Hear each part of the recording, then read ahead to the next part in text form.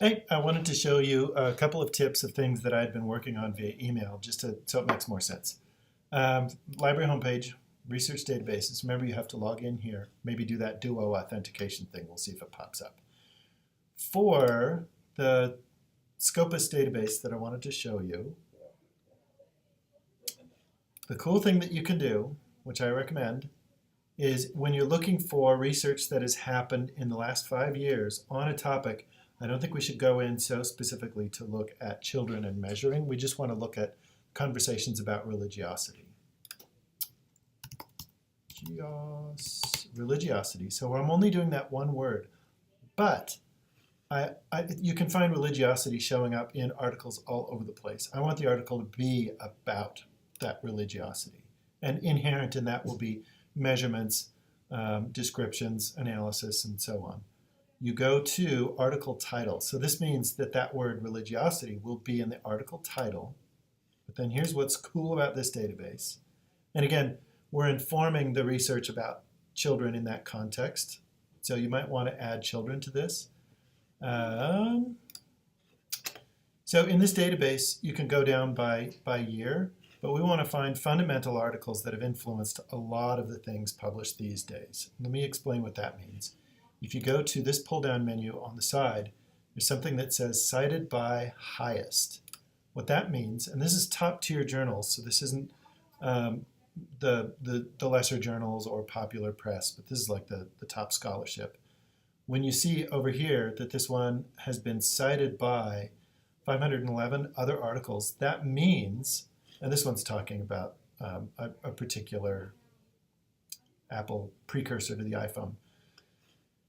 But this one is about remission of depression or specific cases of health, critical reviews, psychiatry, and things like that.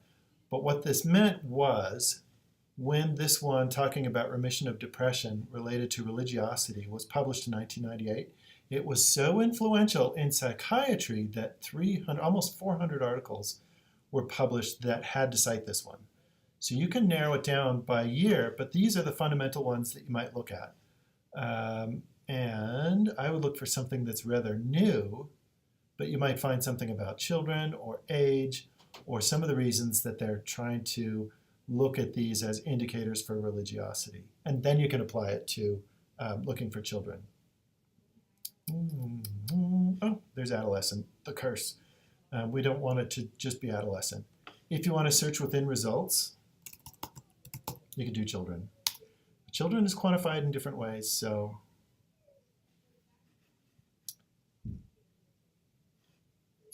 are children the main topic of this article? Not necessarily, but if you just put in children as a keyword, you might not get those ones that talk about family or different contexts. And then from there, if you want to see like the greatest hits of the last 5 years, you would just limit it to these using that facet side. And so this one, that's a predictor. There's a particular religion. There's older adults, maybe hearkening back to their earlier time as children. So this database is really good for finding what has made the greatest impact. But don't limit yourself to articles that have just been published in the last 5 years.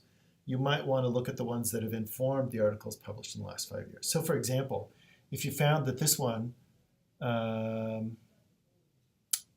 halal cosmetic, oh, let me go back. Hang on. Let me go back to the one, so we were back in before we narrowed it down to all those dates. And so we found one from 1996. So the importance of family context. Okay, so this one was really good, but it's way too old. What you can do is go and click on the ones that have used this family context, and you can also sort those by number of times cited. So family context, religiosity, and then you can come in and you can find these other ones as well. And oh, look at this, the religious and spiritual lives of American teenagers, published 14 years ago. But still, this is the way that you would work your way into a richer list of what has happened in the last 5 to 10 years, if that makes sense. Scopus is awesome.